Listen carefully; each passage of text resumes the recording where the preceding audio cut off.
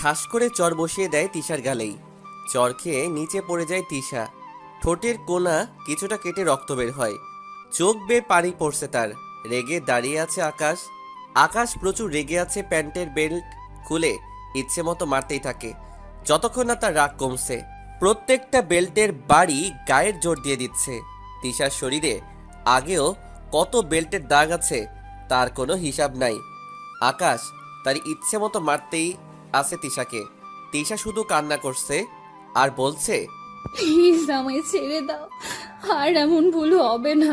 সত্যিই আর যাবো না চাঁদে, সত্যি বলছি। নিজের রূপ দেখাতে চাস অন্য ছেলেদের? আমি শুধু কাপড় আনতে গেছি। আকাশ আর একটা ঠাস করে থাপ্পড় দিয়ে বলে, আবার আমার মুখে মুখে কথা বলিস? এত সাহস তোর? আজকের পর যদি তোর এই চেহারা ওই বাড়ির ছেলে দেখে তাহলে এই চেহারা আমি জ্বালিয়ে দেব, মনে রাখিস, ওকে? তিশা কান্না করতেই থাকে। আকাশ ওইখান থেকে চলে যায়। শরীরে পুরো লাল দাগ হয়ে যায়। তিশা চোখের পানি মুছে চুলগুলো বেঁধে নেয় হাত খোপা করে। আয়নার সামনে যায়। আয়নায় তাকিয়ে দেখে তার ঠোঁটের পাশ কেটে গেছে। মুচকি হেসে ঠোঁটের পাশে রক্তগুলো মুছে নেয়, কারণ এটাই তার ভাগ্য মেনে নেয়। তিশা বাবা মায়ের অনেক আদরের ছিল। তারা দুই বোন। তিশা সবার ছোট। বাবা মায়ের ইচ্ছেতে তার বিয়ে হয় 7 মাস আগে। বিয়ের প্রথম কয়েকদিন আকাশ ভালোই ছিল, কিন্তু তিশার সামনে ভুলে তার গায়ে হাত তোলে। কিছু হতে না হতেই তাকে প্রচুর মারে। কয়েক মাস আগে যখন তিশাকে আকাশ মারে, শুধু চা দিতে দেরি হয়েছে, তখন তিশা তার মায়ের বাড়ি যায়। মাকে বলে, মা প্লিজ, আমি ওই বাড়ি যাব না। সামান্য কিছু না হতেই গায়ে হাত তুলে গালি দেয়। প্লিজ আমাকে ওইখানে আর পাঠিও না, প্লিজ মা। দেখ মা, বিয়ের পর এইসব হয়, হয়তো মানিয়ে নে। দেখবি জামাই বাবা একদিন বুঝবে আর সব ঠিক হয়ে যাবে। তুমি কিভাবে বলছো মানিয়ে নিতাম মা? ওই লোক আমাকে কিছু না হতেই মারে। দেখো আমার শরীর এমন জায়গা নেই যেখানে দাগ নেই বেল্টের। গায়ে জ্বর হলেও কাজ করতে হয়, আর তুমি বলছো মানিয়ে নিতে। দেখ তিশা, মেয়েদের স্বামীর বাড়ি তার চিরস্থায়ী ঠিকানা। বিয়ে করে গেলে শুধু লাশটা ওইখান থেকে বের হয়, এর আগে নয়। দেখ তুই বাচ্চা নে, দেখবি বাচ্চা হলেই হয়তো আকাশ সব ভুলে যাবে, ঠিক হয়ে যাবে। মা, তোমাদের কাছে বোঝা হয়ে গেলাম, তাই না? এই জন্য বলছো মানিয়ে নিতে, বাচ্চা নিতে ওই জাহান্নামে আমাকে পাঠাচ্ছ। তুই এমন কেন বলছিস? আমরা তোর ভালোর জন্য বলছি। দেখ, তুই ডিভোর্স নিয়ে আসার সাথে সাথে প্রতিবেশীরা, পাড়ার লোকেরা নানা বাজে কথা বলবে। একটা ডিভোর্সি মেয়ে ঘরে থাকা মানে কতটা কষ্টের তা কিভাবে বোঝাই? তোর ভাই আছে, ওকে বিয়ে করাতে হবে। পরে ওকেও যদি কেউ মেয়ে মা দেয় তাহলে? তিশা মুচকি হেসে বলে, আসলেই মা, তুমি আমার জন্য কত ভাবো, কতটা চাও আমি ভালো থাকি, তা দেখলাম। ভালো থাকো তোমরা তোমাদের সন্তান নিয়ে, কিন্তু হ্যাঁ, এই মনে রাখিও যে তিশা নামে তোমাদের সন্তান নাই, আর আমিও ভেবে নেব আমার কেউ নাই। যেখান থেকে এসেছি সেখানে ফিরে যাচ্ছি। যদি মরেও যাই না, প্লিজ কেউ আমায় দেখতে যায়ও না, যদি তখন লজ্জা পাও। তিশা এই বলে চলে যায়। আকাশ অফিস থেকে এসে দেখে তিশা রান্না করছে। তিশার কাছে আসে, পিছন থেকে জড়িয়ে ধরে। তিশা খুশিতে ভাবে আকাশের মনে হয়তো তার জন্য ফিলিংস আছে। তুমি তো একেবারে চলে গেলে, তো ফিরে এলে যে? আচ্ছা যাই হোক, তুমি আসলে তো ফিরে। আই এম সরি, আর কখনো এমন হবে না। আর এমন হওয়ার সাহসও তুমি করবে না। তিশা কিছু বুঝতে পারে না আকাশ কি বলতে চাইছে। আকাশ খুন্তি নিয়ে চুলাই দেয়। এইদিকে তিশার সাথে সে মিষ্টি মিষ্টি কথা বলে। কিছুক্ষণ পর গরম খুন্তিটা নিয়ে তিশার পেটে চেপে ধরে। ব্যথায় তিশা চিৎকার করে ওঠে। আকাশ প্লিজ, আমার খুব ব্যথা করছে, প্লিজ আকাশ ছেড়ে দাও। চোখের পানি অঝরে পড়ছে। আকাশ খুন্তিটা সরায়। শাড়ির আঁচলটা পেট থেকে সরিয়ে দেখে পুড়ে গেছে অনেকটা। আকাশ তিশার চুলের মুঠি ধরে বলে, আর যদি এই ঘর আমাকে ছাড়ার কথা ভাবিস না, তাহলে এমন অবস্থা করব যে নিজের এই সুন্দর চেহারা কাউকে যাতে দেখাতে না পারিস। আকাশ ওইখান থেকে চলে যায়। তিশা নিচে বসে কাঁদতে থাকে। তার মা বাবা ও তার কষ্ট বুঝছে না। সে কি করবে এই ভেবে সে কেঁদে যাচ্ছে। বর্তমানে তিশার শরীরে এত দাগ মারের যে তার শরীরটাও বোঝা যাচ্ছে না। আকাশ বাইরে রাগ পর্যন্ত তিশার উপর তোলে। যখন ইচ্ছে হবে তিশার সাথে রাত্রি সময় কাটাবে, তিশার ইচ্ছে থাকলেও না থাকলেও। তিশা শুধু আকাশের প্রয়োজন মেটানোর একটা জিনিসের বেশি কিছু না। বাহিরে তার অনেকগুলো জিএফ আছে যারা তার প্রয়োজন আরও মিটায়। আর তিশা সব কিছু করেও আকাশের মনে জায়গাটুকু করতে পারে নাই। রাতে বারান্দায় দাঁড়িয়ে চোখের পানি ফেলছে আর আকাশের দিকে তাকিয়ে বলছে, কি দোষ আমার? কেন এমন হচ্ছে? আমি কি প্রাপ্য? আমার কপালে কি সুখ নাই? আচ্ছা, তাহলে আমার জীবনে সুখ আর শান্তি নাই। নিজের উপর আজ তিশার দয়া হচ্ছে।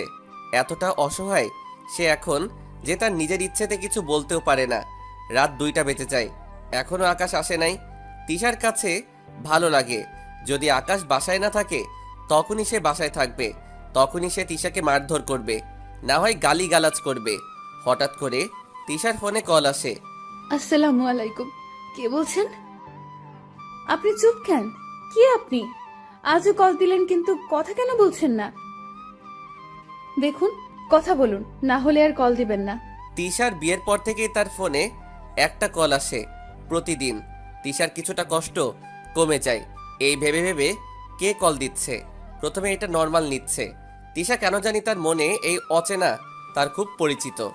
কেমন আছো? কি আপনি? পরিচয়টা না হয় পরে জানবে, এখন আগে বলো ভালো আছো? জি ভালো আছি। আপনি কে বললেন না যে? আমার পরিচয়টা না হয় কোনো একদিন জানবে। খেয়েছিলে? দেখুন, আমি আপনাকে চিনতে পারছি না, আর কল দিয়েন না প্লিজ। তিশা, আপনি আমার নাম কিভাবে জানেন? নিজের খেয়াল রাখিও। এই বলে কলটা কেটে দেয়। তিশা ভাবনার জগতে পড়ে যায়। এই কে যে তার নাম জানে? যখন সে রাতের অন্ধকারে কান্নায় কষ্টে ডুবে থাকে, তখন অচেনা লোকটি কল দেয়। তিশা প্রচুর বকত, তবু লোকটি কল দিত। কিন্তু আজ যে তিশার নাম নেওয়ায় তিশা অবাক যে কে এই লোক। ভাবনার জগৎ থেকে বের হয় দরজার কলিং বেলের আওয়াজে। তিশা দৌড়ে যায়, শাড়িটা পিছিয়ে নেয়। দরজা খোলার সাথে সাথে আকাশ রেগে আগুন। তিশা কিছু বলতে যাবে, তিশাকে চট দিয়ে বলে, দরজা খুলতে এতক্ষণ লাগে? কইছিলি হ্যাঁ? তিশা গালে হাত দিয়ে অসহায় দৃষ্টিতে তাকিয়ে আছে। আকাশ তিশার দিকে উপর নিচ ভালোভাবে তাকিয়ে বলে, শাড়ি এমন কেন? বাসায় কে আসছে? তোর কোনো আশিককে নিয়ে আসছিলি বাসায় আমি না থাকাই? কি সব বলছো? তোদের মতো মেয়েদের আমার চিনা আছে, সর। আকাশ রুমে গিয়ে সব জায়গায় কি যেন খুঁজতে থাকে। তিশার খুব লজ্জা লাগছে নিজের উপর। এই ভেবে সে তার স্বামী তাকে সন্দেহ করছে। বিশ্বাস করো, তুমি যেমন ভাবছো এমন না। আকাশ তিশার চুলের মুঠি ধরে বলে, তোর শাড়ি এই অবস্থা কেন তাহলে? আমি শুয়েছিলাম তাই। আকাশ তিশাকে বলে, দাঁড়িয়ে দাঁড়িয়ে আমার মুখ না থেকে কাপড় বের করে দে, ফ্রেশ হবো। তিশা তাড়াতাড়ি কাপড় বের করে দেয়। আকাশ ফ্রেশ হয়ে আসে, এসে দেখে তিশা খাবার বাড়ছে। আকাশ খেতে বসে, খাবার মুখে দিয়ে বলে, তোর মা কি তোকে রান্না শেখায় নাই? কি সব ফালতু বাজে খাবার, এর চেয়ে ভালো আমি বাইরে থেকে খেয়ে আসলে ভালো হতো। সবাই তো খেলো। আকাশ উঠে তিশার গায়ে গরম ডাল ছুঁড়ে বেড়ে বলে, সবাই না পারতে খায়, তুই কি ভাবছিস এইসব বাজার না তুই আমাকে খাওয়াবি আর আমি খাবো? আকাশ উঠে চলে যায়। তিশা কান্নায় ভেঙে পড়ে, চোখের পানি মুছে সবকিছু গুছিয়ে নিয়ে রুমে গিয়ে দেখে আকাশ শুয়ে শুয়ে ফোন টিপছে আর হাসছে। তিশা আলমারি থেকে কাপড়টা বের করে চেঞ্জ করে আসে, ফ্রেশ হয়ে শুয়ে পড়ে অন্য পাশ ফিরে। কিছুক্ষণ পর আকাশ তিশাকে জড়িয়ে ধরে তিশার ঘাড়ে মুখ গুছায়, তিশাকে নিজের দিকে ফিরিয়ে নেয়। তিশা কিছুটা সাহস করে বলে, প্লিজ আজ না, আজ আমার ভালো লাগছে না। আকাশ কথাটা শুনে রেগে যায়। তিশার গালে চর বসিয়ে বলে, তোকে জিজ্ঞেস করছি তোর ইচ্ছা আছে কিনা? আমার অধিকার আছে তোর ওপর, ওকে? আমার যখন ইচ্ছে আমি সব করব, যখন ইচ্ছে তোকে ছোবো। নেক্সট টাইম যদি শুনি তাহলে এমন মার মারবো যে আয়নায় নিজেকে দেখে চিনতে পারবি না। তিশার চোখ থেকে পানি গড়িয়ে পড়ছে। অনেকক্ষণ পর আকাশ অন্যদিকে ফিরে যায়। তিশা উঠে ওয়াশরুমে চলে যায়। ওয়াশরুমে গিয়ে পানি ছেড়ে কান্নায় ভেঙে পড়ে। ঠান্ডার মধ্যে সে পানিতে ভিজছে আর কান্না করছে। নিজের অস্তিত্বটা কোথায় তা ভাবছে। বিয়ে সবার কপালে সুখ আনে না, কারো জীবনে এনে দেয় কালো অন্ধকার। বিয়ে করে বউ ঘরে এনে মনে করে তার সম্পদ বউ, যেমন ইচ্ছে তেমন করবে বউয়ের সাথে। সারা রাত তিশা পানিতে থাকায় গায়ে জ্বর আসে। ঘুম থেকে উঠতে লেট হওয়ায় আকাশ রেগে যায়। মহারানী, আপনার যদি ঘুম ভাঙে তাহলে কি নাস্তা দিবেন? আমার শরীরটা না আজ ভালো না। আজ কি মাকে বলবেন নাস্তাটা দিতে? আমার মা কি তোর বাপের চাকর যে সে তোর অর্ডার পালন করবে? এতই যখন তোর শরীর খারাপ হয় তাহলে তোর বাপকে বল একটা চাকর পাঠাতে। তিশা না চাইতেও ও তাকে উঠে রান্নাঘরে গিয়ে নাস্তা বানাতে হয়। ভাবি, তুমি এখনো নাস্তা বানাও নাই? আমার ভার্সিটি লেট হচ্ছে। আর তুমি জানো না আমার ভার্সিটি লেট হবে? তাড়াতাড়ি নাস্তা না বানিয়ে ঘুমিয়েছিলে তাই না? সরি রেশমা, তাড়াতাড়ি করে দিচ্ছি, একটু অপেক্ষা করো। যত সব। তিশার শাশুড়ি মা আসে, রেগে যায় রেশমার উপর। তোর যখন এত লেট হয় ভার্সিটি যেতে, তাহলে নিজেরটা নিজে বানিয়ে খেতে পারিস না? ও কি তোর কাজের লোক যে তোর অর্ডার পালন করবে? মা, তুমি সব সময় ভাবির পক্ষ নিয়ে কেন কথা বলো? এমন ভাবে আমার সাথে কথা বলো যেন মনে হয় আমি তোমার মেয়েই না। তোর মতো মেয়ে থাকার চেয়ে না থাকাই ভালো ছিল। ভাই বোন দুইটা হইছিস জানোয়ার। আকাশ রুম থেকে এসে বলে, সকাল সকাল এত চিৎকার কিসের বুঝলাম না। দেখ ভাইয়া, তোর বউ মায়ের ব্রেন ওয়াশ করেছে। আর মা আমাকে বকেছে কারণ আমি নাচতে চেয়েছি। তোর বউয়ের কাছে মনে হয় এখন থেকে নাস্তা বা কিচ্ছু চাওয়া যাবে না। মা তোর বউয়ের কাছে। রেশমা কান্না শুরু করে দেয়। আকাশ প্রচুর রেগে যায়, তিশার দিকে এগিয়ে আসতে যাবে। তিশার শাশুড়ি বলে, আকাশ, বৌমার দোষ নাই। রেশমা বড় হয়েছে, কয়দিন পর শ্বশুর বাড়ি যাবে, সেখানে কি সে এইভাবে অর্ডার করবে? মা শোনো, কথায় কথায় তিশার পক্ষ নেওয়া ছেড়ে দাও, বুঝলে? নিজের মেয়ের দিকে খেয়াল রাখো। আর তিশার দায়িত্ব এই পরিবারের সবার যত্ন নেওয়া, সবার প্রয়োজন মেটানো। এই জন্য তাকে বিয়ে করে আনছি। মানে কি আকাশ? মা প্লিজ, সকাল সকাল মাথা খাইও না তো। আর তিশা, তোমার সমস্যা আসলে কই বলবে? আমার সমস্যা কিসের? ন্যাকামি বন্ধ করে নাস্তা দিতে পারো না? চুপচাপ যাও। আমাদের মধ্যে কি কথা হচ্ছে তা না গেলে নিজের কাজে মন দাও, যাও। তিশা সবার জন্য নাস্তা বানিয়ে নিয়ে আসে। তিশার শাশুড়ি না চাইতেও চুপ থাকতে হয় ছেলের কারণে। কারণ তার স্বামী নাই, ছেলে একা ইনকাম করে, পুরো ফ্যামিলি চালায়। সবাই নাস্তা করতে বসে তিশা সবাইকে নাস্তা নিয়ে দাঁড়ায়। তিশা, তুমিও বসো নাস্তা করতে।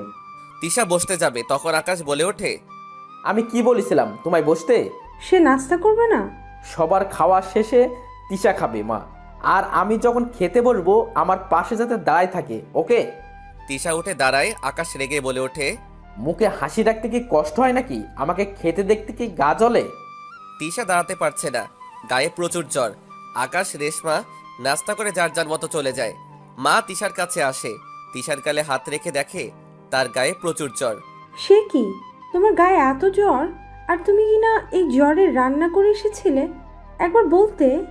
না মা, আমি ঠিক আছি, সামান্য জ্বর, বেশি না। আমার ছেলেটা, সে এমন অমানুষ হবে ভাবতেও পারি নাই। এমন জানোয়ারের মতো জামাই তোমার কপালে জুটছে। সব আমার দোষ, আমার জন্যই এমন হয়েছে। থাক মা, আমার কপালে যা ছিল তাই এমন হচ্ছে, এতে আপনার দোষ নেই। এক কাজ করো, একটা বাচ্চা নিয়ে নাও, তাহলে হয়তো সব ঠিক হবে। তিশা চুপ করে শুধু তার শাশুড়ির কথা শুনছে। তিনিও তার মায়ের মতো কথা বলা শুরু করে দেয়। আসলে কি একটা বাচ্চা পারে এমন সম্পর্ক টিকিয়ে রাখতে? সত্যি কি তিশার সব কষ্ট দূর হবে বাচ্চা আসলে? এই সব ভাবতে ভাবতে যেই তিশার মাথা আরো হ্যাং হচ্ছে। মা, আমি কিছুক্ষণ রেস্ট করি। হ্যাঁ আচ্ছা, আমি কিছু নিয়ে আসি, খেয়ে নাও। তিশা কিছু বলে না। তার শাশুড়ি তার জন্য কিছু নাস্তা নিয়ে আসে, তা খেয়ে নেয়। আর ওষুধ খেতেছিল ওই সময় আবারও কল আসে সেম নাম্বার থেকে। কিছুটা বিরক্তি ফিল করে তিশা, কলটা কেটে দেয়। কে এতবার কল দিচ্ছে আর কে যে তিশাকে চিনে, এই ভেবে ভেবে তিশার মাথা হ্যাং।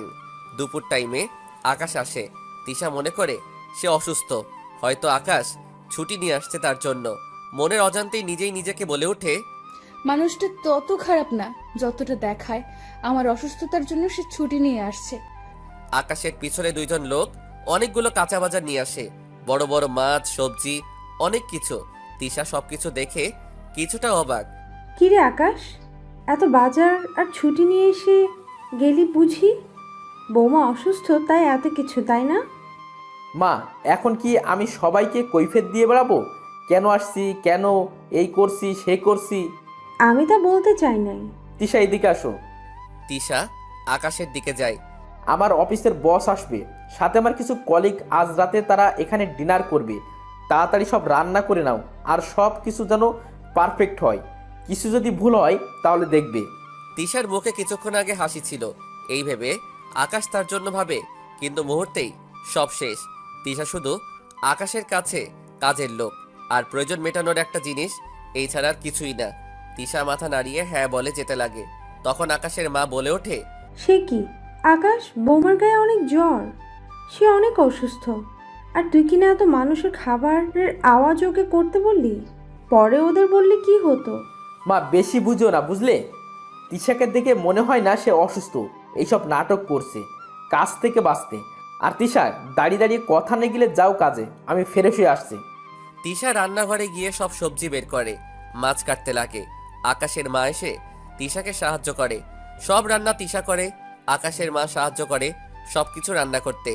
সন্ধ্যা হয়ে আসে, পুরো ঘর সুন্দর করে সাজিয়ে নেয় তিশা। গায়ে প্রচুর পরিমাণ জ্বর, শরীরটা যেন তার আর কাজ করছে না, তবুও সে হাসি মুখে সবকিছু করছে। সবকিছু সুন্দর করে সাজিয়ে নেওয়ার পর আকাশ এসে তিশাকে বলে, সুন্দর করে একটা শাড়ি পরে আসো, আর হ্যাঁ, একটু সুন্দর করে আসবে, ওকে? আমি চাই না তোমার এই খ্যাত মার্কা সাজ দেখে আমার কলিগ পরে হাসাহাসি করে। তিশা চুপচাপ রুমে চলে যায়। কান্না করতে খুব ইচ্ছে করছে, তবুও সে নিজের চোখের পানি নিচে পড়তে দেয় না। এইভাবে মেয়েদের জীবন, এমন সব সহ্য করতে হয় যেখানে নিজের বাবা মা সাপোর্ট করে না। সেখানে আর কি করার। তিশা রেডি হয়ে আসে, কালো একটা কাতান শাড়ি পরে। তিশা ফর্সা, অনেক কালো শাড়ি যেন ফুটে ওঠে, চুলগুলো খোপা করে। হালকা সাজ, গায়ে জ্বর সাজার ইচ্ছে নাই, তবুও সে হালকা সেজে নেয়। আকাশ যদি পরে মারে, আকাশের সব কলিগ আর বস আসে। আকাশ সবার সাথে হাসি মুখে কথা বলছে। কিরে আকাশ, কই তোর বউ? ভাবি কি আমাদের সামনে আসবে না? দাঁড়া, আমি ডাকছি। আকাশ রুমে গিয়ে দেখে তিশা কি যেন খুঁজছে। আকাশ রেগে গিয়ে তিশার বাম হাত ধরে মুচড়ে পিছনে নিয়ে বলে, কয়বার বলেছি আর যেন ভুল না হয়, আমার আশেপাশে থাকতে বলি না। এখানে কি? আমি ওষুধ খুঁজছিলাম। সামান্য জ্বরে এই অবস্থা করছিস, মনে হচ্ছে অনেক বড় কিছু। চুপচাপ সবার সামনে যাবি, কিন্তু মুখে হাসি রেখে, ওকে? তিশা মাথা নাড়িয়ে হ্যাঁ বলে। মাথায় কাপড় দিয়ে সবার সামনে যায়, সবাইকে সালাম দেয়। আকাশ তার বসের সাথে পরিচয় করিয়ে দেয়। তিশা, উনি আমার বস আহনাফ হাসান। নামটা শুনে তিশা অবাক তাকিয়ে দেখে তার খুবই পরিচিত একটা মুখ, যে তিশার দিকে তাকিয়ে আছে। আসসালামু আলাইকুম। আহনাফ তিশার দিকে তাকিয়ে বলে, ভালো আছেন? জি, আপনি? স্যার বসুন। তিশা, নাস্তা রেডি করো। জি, যাচ্ছি। তিশা ওইখান থেকে চলে যায়। বারবার সে আহনাফের দিকে তাকায়। বুকের মধ্যে কেন জানি ভয় কাজ করছে। যদি আকাশ জানে আহনাফ কে, তাহলে? যদি জানে আহনাফকে সে চিনে, তাহলে তিশার কি অবস্থা করবে আকাশ? এই ভয়ে তিশার কলিজায় ভয় ঢুকে। একদিকে নাস্তা টেবিলে সাজাচ্ছে, আবার আহনাফের দিকে বারবার তাকিয়ে দেখে আহনাফ তার দিকে তাকিয়ে আছে। ভাই, তোর বউ তো পুরো বড়ি, অনেক সুন্দর দেখতে। তুই তো অনেক ভাগ্যবান। স্যার চলুন, আমাদের ঘর দেখবেন। আকাশ সবাইকে নিয়ে পুরো ঘর দেখে। আহনাফ আকাশকে বলে, ওয়াশরুম কোন দিকে? স্যার, আমি নিয়ে যাই, চলুন। আকাশ আর আহনাফ যেতে লাগে। ওই সময় আহনাফের সাথে রেশমা ধাক্কা খায়। সে ইচ্ছে করে খায়, কারণ আহনাফ অনেকটা হ্যান্ডসাম, সুন্দর, সব দিক দিয়ে পারফেক্ট, তার মধ্যে অনেকটা ধনী। I am sorry. স্যার, এইটা আমার ছোট বোন একমাত্র। হ্যালো আকাশ ওয়াশরুম? ভাই, আমি নিয়ে যাই, তুমি অন্যদিকে দেখো, আই মিন বাকিদের। ওকে স্যার, আপনি ওর সাথে যান। রেশমা বকবক করতেই থাকে। আহনাফ চুপ করে আছে, শুধু ও আচ্ছা এইসব বলছে। তিশার নজর আবারও পড়ে আহনাফের উপর। তাড়াতাড়ি নজর সরিয়ে নিজের কাজে ব্যস্ত হয়ে পড়ে। রেশমাকে বলে, এক গ্লাস পানি আনতে পারবেন?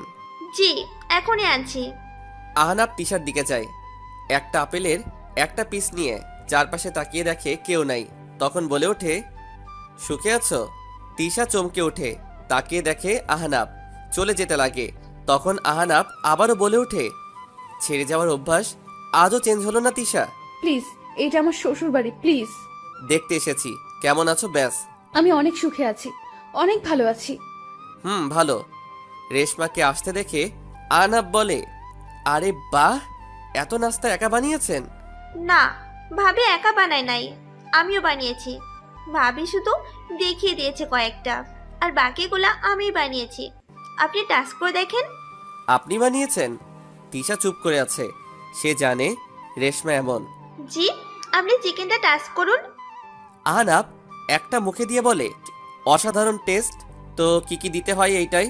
রেশমা চুপ হয়ে যায়। রেশমা কথা ঘুরিয়ে বলে, ভাই ডাকছে মেবি, আমি দেখে আসি। আহনাব মুচকি হেসে বলে ওঠে, আজও সেই টেস্ট। এই বলে আহনাব চলে যায়। তিশার শরীর কাঁপছে এই ভেবে আহনাব কেন এসেছে। সবাই আসে খাওয়া দাওয়া শেষ করে। সবাই তো অনেক তারিফ খাবারের, কিন্তু আকাশ বলে ওঠে, সব কিছু আমার ছোট বোন রেশমা করেছে। আসলে সে অনেক ভালো রান্না জানে। আহনাব তিশার দিকে তাকিয়ে দেখে সে চুপ। আহনাবের কাছে এই খাবারের টেস্ট পরিচিত। সে জানে কে রেঁধেছে, তবুও চুপ করে তাকিয়ে আছে তিশার দিকে। সে কি বলে তাই দেখে তিশা চুপ। আর আকাশ রেশমার উপর সব কিছু দেয়। সব কিছু তার বোন করেছে। এই সেই আকাশের এক কলিগ তিশার দিকে গিয়ে বলে, ভাবি আপনার হাতে কিছু মিষ্টি বানিয়ে দেন, আপনি নিজেই তো অনেক মিষ্টি। কথাটা তিশার কাছে মোটেও ভালো লাগে না। তিশা তাড়াতাড়ি চলে যায় রান্নাঘরে। আর তখন পলাশও পিছনে যায়। তিশাকে পিছন থেকে হুট করে জড়িয়ে ধরে। ভয়ে তিশা কেঁপে ওঠে। তাড়াতাড়ি ধাক্কা দিয়ে রাখে আকাশের কলিগ পলাশ। সে তিশার গায়ে হাত দিতে যাচ্ছে বারবার। তিশা আর না পেরে কষে চর বসিয়ে দেয়। সবাই আওয়াজ পেয়ে দূরে আসে। পলাশ আকাশের সাথে গরম হয়ে বলে, দাওয়াত দিয়েছিস কি চড় খাওয়ানোর জন্য? তোর বউকে বলেছি শুধু এক গ্লাস পানি দিতে, আর সে কিনা চড় বসিয়ে দিল। উনি মিথ্যা কথা বলছে, উনি আমার সাথে খারাপ আচরণ করেছে, তাই আমি। তিশা আর কিছু বলতে যাবে, সবার সামনে আকাশ তিশাকে চর বসিয়ে দেয় তিশার গালে। আহনাব প্রচুর রেগে পলাশকে এইখানে একটা থাপ্পড় মেরে বলে, মেয়েদের সম্মান করতে যেদিন শিখবে ওই দিন আমার অফিসে পা দিবে, এর আগে নয়। আকাশের দিকে তাকিয়ে আকাশ কিছুটা ভয় পেয়ে যায়। আহনাব ওইখান থেকে চলে যায়। ঋষাব বলে ওঠে আকাশকে, তোর বউয়ের কথা না শুনে, পলাশের কথা শুনে সবার সামনে এইভাবে নিজের বউকে চর মারলি? স্যার এইসব একদম পছন্দ করে না, জানিস না? আর পলাশ এমন, আর তুই কি না? দেখ স্যার তোকে ও কি অফিস থেকে বের করে কিনা। সবাই চলে যায়। তিশার নিজের রুমে গিয়ে কান্না করে। আকাশ গিয়ে তিশার চুলের মুঠি ধরে বলে ওঠে, তোকে একটু শুয়েছে তাই বলে চড় মারবি তুই? এই বলে তিশাকে আকাশ মারতে থাকে। মারতে মারতে তিশার ঠোঁট থেকে রক্ত বের করে দেয়। গালে 5 আঙ্গুলের দাগ বসে যায়। আকাশ রুম থেকে বের হয়ে যায়। তিশা তো কান্নায় ভেঙে পড়ে আর ভাবতে থাকে আগের কিছুদিন যেখানে অনেক সুন্দর মুহূর্ত জড়িয়ে আছে। এমন মানুষ যে তার চোখে এক ফোঁটা পানি দেখলে খেপে যেত। আহনাব তিশার ভার্সিটিতে পড়তো। তিশার সিনিয়র ছিল। তিশাকে আহনাব অনেক পছন্দ করত। তিশাও তাকে মনে মনে চাইতো, শুধু বলা হয় নাই প্রকাশ্যে। দুইজন দুইজনকে সম্মান করত। আহনাব এইবার ভেবেই নিয়েছে আর কত এইভাবে চলবে। এইবার তিশাকে বলে দেওয়া উচিত।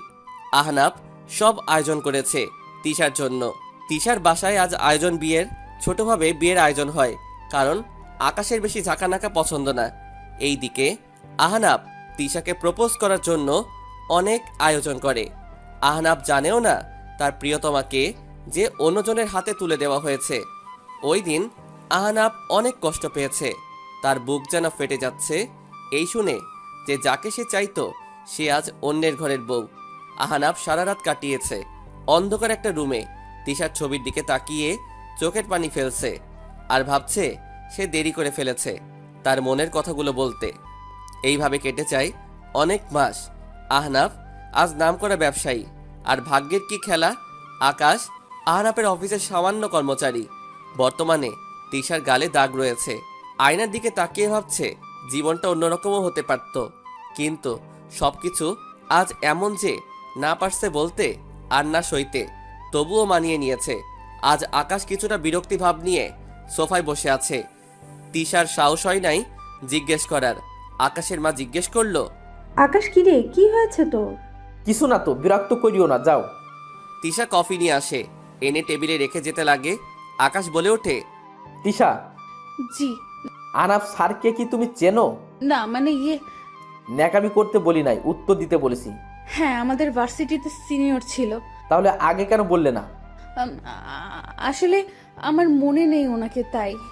কাল আহনাফ স্যারকে ডিনারে দাওয়াতে দিব, তুমি ভালো করে রান্না করবে। আর হ্যাঁ, ওনার সামনে আমরা অনেক লাভিং কপাল থাকবো। কাল যাতে কোনো ভুল না হয় মনে রাখবে। তিশা বুঝতে পারছে না আকাশ কি চাচ্ছে আসলে। তখন আবার ভাবে আকাশ এমন মানুষ যে স্বার্থ ছাড়া কিছু করে না। হয়তো সে তাকে কাজে লাগিয়ে আহনাপের কাজে ভালো সেজে কাজে আনবে। রাতে আহনাপ আসে, তিশা আকাশের কথা মতো সব রান্না করে, সব কিছু সাজিয়ে নেয়। কিন্তু তিশার গালের দাগ রয়ে যায়, চোখের নিচে কালি পড়ে গেছে। মনে হচ্ছে অনেক রাত সে ঘুমায় নাই। ঘুমাবে কি করে? চোখের পানিতে সে রাত পার করে। আহনাপকে দেখেই তিশার কেমন যেন লাগে, যার জন্য ফিলিংস ছিল একদিন তিশা আহনাপের চোখের দিকে কিভাবে তাকাবে, কারণ কেমন যেন একটা লজ্জা কাজ করত। মাথায় ঘোমটা দেয়, গালের দাগ যাতে না বুঝে তার জন্য ভালো করে টানে। আকাশ, আজকে আমি একা? না স্যার, আমি আসি, আমার স্ত্রী আর আমার ছোট বোনও আছে। তো মিসেস আকাশ কেমন আছেন? তিশা আহনাপের দিকে তাকিয়ে আবার চোখ নামিয়ে বলে, জি আলহামদুলিল্লাহ, আপনি? যেমনটা থাকার কথা। তিশা কিছু বলল না। সবাই খাওয়া দাওয়া শেষ করে ড্রয়িং রুমে বসে গল্প করছে। রেশমা আহনাপের গায়ের সাথে বারবার লাগার চেষ্টা করছে। আহনাপ তেমন পাত্তা দিচ্ছে না, তবুও কতক্ষণ ইগনোর করা যায়। এইদিকে আকাশ একজন ভালো স্বামীর নাটক করছে, তিশাকে হালকা জড়িয়ে ধরে অনেক কেয়ার করছে। তিশা অনেকটা অবাক, যে মানুষ ঠিক করে কথা বলে না সে আবার এত আদর। সামনের দিকে চোখ যায় আহনাপের। আহনাপের সামনে এত নাটক। এইদিকে এইসব দেখে আহনাপের বুকটা কেমন যেন করছে। আজও যে আহনাপ তিশাকে মনে মনে অনেক ভালোবাসে, তিশার জায়গাটা আজও সে কাউকে দিতে পারল না। আহনাপ উঠে বলে, আকাশ, আজ আমার যাওয়া উচিত। স্যার আর কিছুক্ষণ থাকুন প্লিজ। ওকে। আকাশের ফোনে কল আসে, সে উঠে অন্যদিকে চলে যায়। রেশমা তো পারছে না তিশাকে বের করে সে আহনাপের সাথে একা কথা বলতে। রেশমাকে মা ডাকে, বিরক্তি ভাব নিয়ে সে যায়। তিশা উঠতে লাগে। আহনাপ বলে, খুব সুখে আছো বুঝি? জি অনেক সুখেই আছি। এমন স্বামী পাওয়া ভাগ্যের ব্যাপার, যা সবার কপালে ছুটে না। তিশার মাথা থেকে ঘুমটা পড়ে যায়, তাড়াতাড়ি তুলে নেয়। আর তিশার গালে সেই আঙ্গুলের দাগ। আহনাপ উঠে দাঁড়ায়। তিশা, গালে কিসের দাগ? ক- ক- কই না তো। মিথ্যা বলিও না তিশা, কিসের দাগ গালে?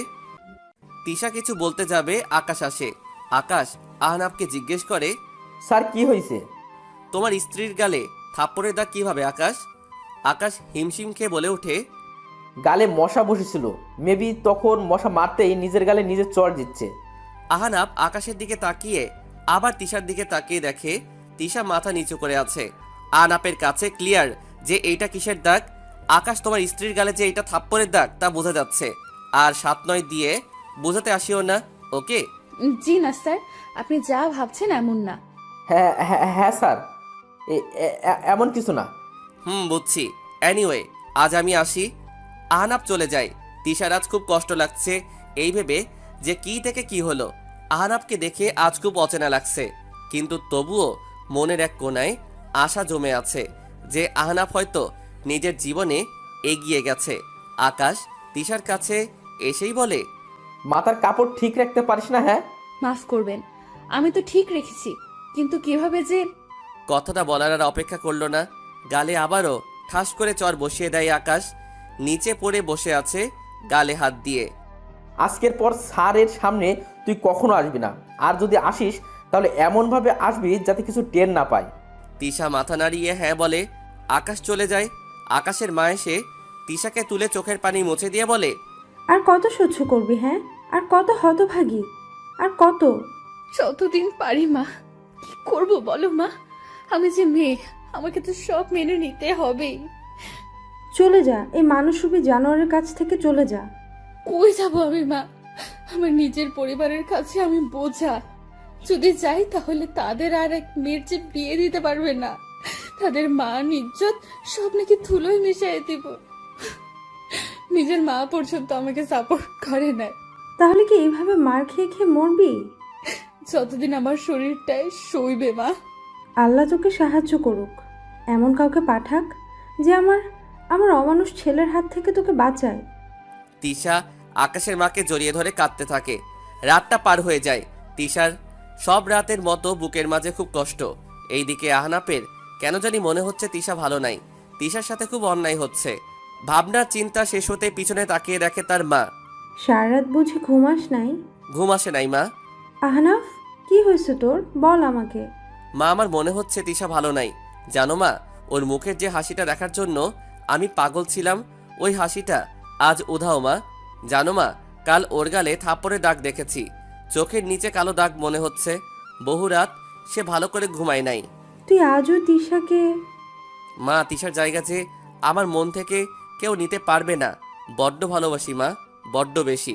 ওর মুখের হাসির জন্য সব পারবো মা, সব। আহনাফ, তিশা ভালো আছে, দেখিস। না মা, আমার মন বলছে সে ভালো নাই। আমার মন মানছে না মা।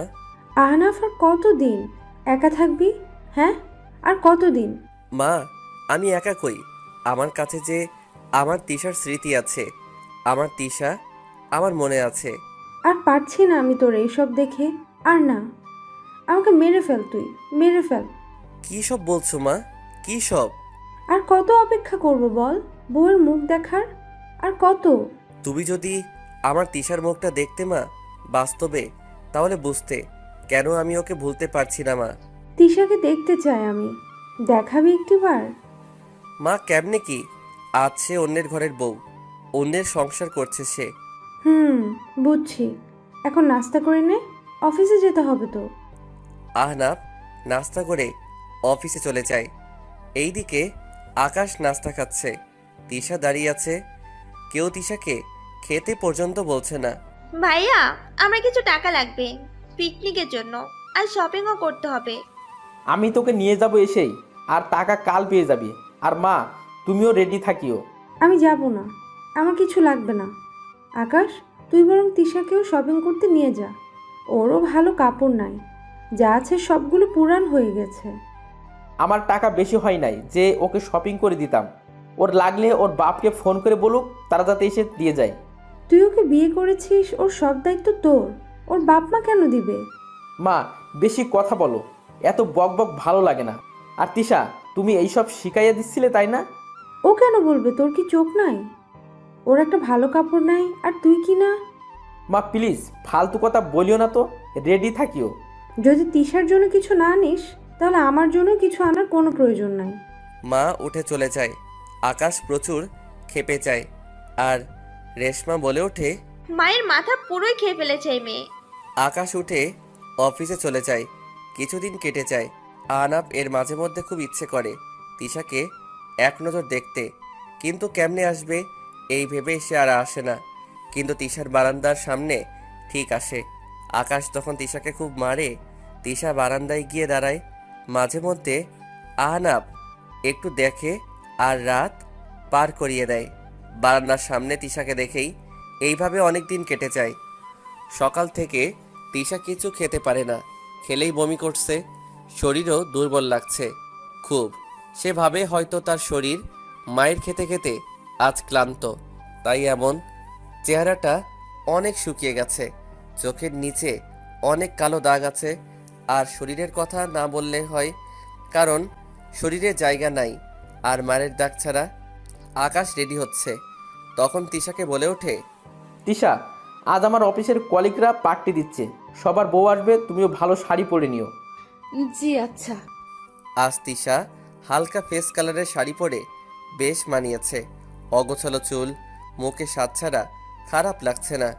আকাশের কেন জানি তিশার প্রতি আকর্ষণ লাগে। তিশার হাত ধরে টেনে নেয় নিজের দিকে। তিশা চুপচাপ আছে। আকাশ তিশার গলায় চুমু দিচ্ছে। সে হুটহাট পশুর মতো কামড়ও দিচ্ছে। তিশার চোখের পানি বেয়ে বেয়ে পড়ছে। আকাশ শার্টের বোতাম খুলছে। তিশা বলে ওঠে, আমার শরীর ভালো না, অনেকবার বমি করেছি, শরীরটা খুব দুর্বল, প্লিজ আজ। আকাশ ঠাস করে চর বসিয়ে বলে, আমার যখন ইচ্ছে তখন তোকে টাচ করব, ভুলে যাস না তুই আমার বিয়ে করা বউ। যা ইচ্ছে করব, পারমিশন লাগবে তোর? তিশা চুপ করে আছে, চোখের পানিগুলো শুধু ফেলছে। আকাশ তার মনের তৃষ্ণা মিটিয়ে চলে যায়। তিশার শরীরটা আরও ভেঙে পড়ে আজ। খুব কষ্ট হচ্ছে তার উঠে দাঁড়াতে। চোখ মুখ সব ঝাপসা হয়ে আসছে। জানোয়ারের মতো আজ তাকে ছিঁড়ে খেয়েছে আকাশ। অনেক কষ্ট করে উঠে বাথরুমে যায়, ঝর্ণা ছেড়ে দিয়ে কান্নায় ভেঙে পড়ে। আর পারছে না সে এইসব সহ্য করতে। পানির আওয়াজে কান্নার আওয়াজ বোঝা যাচ্ছে না। কেন আমার সাথে এমন হচ্ছে? কেন আমার খারাপ লাগা ভালো লাগা কেউ বুঝতে যাচ্ছে না? আমি কি মেয়ে হয়ে ভুল করেছি? আর কত, আর কত? কাঁদতে কাঁদতে বাথরুমে বেহুশ হয়ে পড়ে। আর পানি তো তার গায়ে পড়ছেই। এইদিকে তিশার কেউ খবর নিচ্ছে না। মা যদিও খুঁজছে, তাও শুধু কিচেনে। আজ আহনাফের মনটা খুব অস্থির। কেন যেন তার মনটা খুব খারাপ। বারবার তিশার কথা মনে পড়ছে তার। তিশাকে দেখার জন্য আজ খুব অস্থির হয়ে পড়ে। ৭-৫ না ভেবেই তিশার বাড়িতে যায়। দরজায় কড়া নাড়ে। রেশমা খুলে দেয়। আহনাফকে দেখে সে তো মহা খুশি। আরে আপনি? হ্যাঁ, আসলে এইদিকে ছোট একটা কাজে আসছি। কাজটা হতে কিছু সময় লাগবে। আর কেউ এইদিকে পরিচিত নাই আপনারা ছাড়া। তাই ভাবলাম এখানে এসে একটু বসি। কোনো সমস্যা হবে না তো? আরে না না, কি বলছেন? কি হবে? ভালোই করেছেন এখানে এসে। আচ্ছা আসুন, আমি আপনার জন্য পানি আনি। রেশমা পানি নিতে চলে যায়। আহনাফের চোখ শুধু তিশাকে খুঁজছে। রেশমার মাও আসে। কথাবার্তা বলে রেশমা পানি দেয়। আকাশ তো অফিসে, তাই না? হুম, আর তিশা, ওকে দেখছি না যে। ওর রুমে আছে হয়তো। আচ্ছা, আমি ডেকে আনি। আকাশের মা রুমে যায়। গিয়ে দেখে কোথাও নাই তিশা। বাথরুম থেকে পানির আওয়াজ আসে। বাথরুমের দরজায় বাড়ি দেয়। তিশা, তুমি কি ভিতরে? তিশা, কি হলো? উত্তর দাও। অনেক ডাকে, কিন্তু উত্তর আসে না। আকাশের মায়ের আওয়াজ পেয়ে আহনাফ উঠে আসে। কি হয়েছে আন্টি? জানি না, সে কখন থেকে ডাকছি, কিছু বলছে না তিশা। মেয়েটা ঠিক আছে কিনা আল্লাহ জানে। তিশা দরজা খুলো। তিশা দরজা খুলবে নাকি ভেঙে ফেলবো আমি? সবাই অনেকক্ষণ ডাকে, উত্তর আসে না। আকাশের মা তো কান্নায় ভেঙে পড়ে। আহনাফের বুকটা মুচড়ে ওঠে। তার তিশা ভালো আছে কিনা এই ভয়ে। আর না পেরে দরজাটা ভেঙে দেয়। দরজা খুলে দেখে তিশা নিচে পড়ে আছে বেহুশ অবস্থায়। তার গায়ে পানি পড়ছেই। তাড়াতাড়ি পানির ট্যাপ অফ করে। হাত পা কিছুটা সাদা হয়ে যায়। মুখও অনেকক্ষণ পানিতে ভিজছে। তাই আহনাফ দেরি না করে কোলে তুলে নেয়। আজ ওই অমানুষটা হয়তো মেয়েটাকে আবার মেরেছে, তাই হয়তো মেয়েটা। আহনাফ আকাশের মায়ের কথা শুনে থমকে যায়। আবার তিশার দিকে তাকিয়ে দেখে গালে দাগ, ঘাড়ে দাগ। তাড়াতাড়ি করে আর না ভেবেই তার গাড়িতে তুলে নেয়। আকাশের মাও সাথে যায়। পুরো রাস্তায় আকাশের মা কান্না করছে। আর আকাশের সব কিছু বলছে আহনাফকে। আহনাফের রাগ এত পরিমাণ বেড়ে যায়। তখন তিশার অবস্থা খুব খারাপ ছিল। মেডিকেল এসে যায়। ডাক্তার আহনাফকে দেখেই তাড়াতাড়ি তিশাকে কেবিনে নিয়ে যায়। তিশার বাবা মা কেউ কিছু জানে না। সবাই জানে, সব তিশা বলেছে। অনেক, কেউ শুনে না। আমাকে পর্যন্ত আকাশ মানে না। একটা জানোয়ার জন্ম দিয়েছি আমি।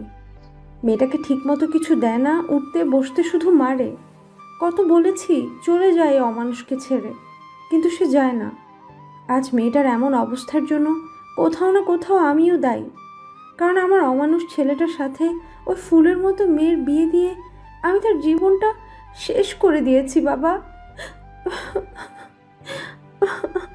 আহনাফের খুব রাগ লাগছে তখন। বুকের ভিতর মুচড়ে ছিঁড়ে যাচ্ছে তার তিশার এমন অবস্থা দেখে। ডাক্তার অনেক পরে এসে বলে, মেয়েটা কে তোমার? আহনাফ কিছুক্ষণ চুপ থেকে বলে, ওনার ছেলের বউ। কেন?